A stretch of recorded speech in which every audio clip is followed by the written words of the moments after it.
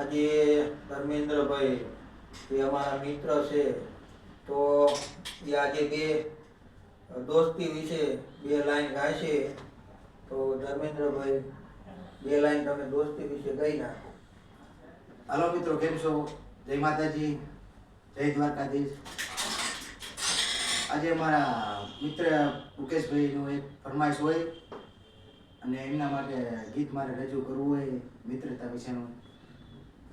મુકેશભાઈને માને કોઈને ગીત રજૂ કરું.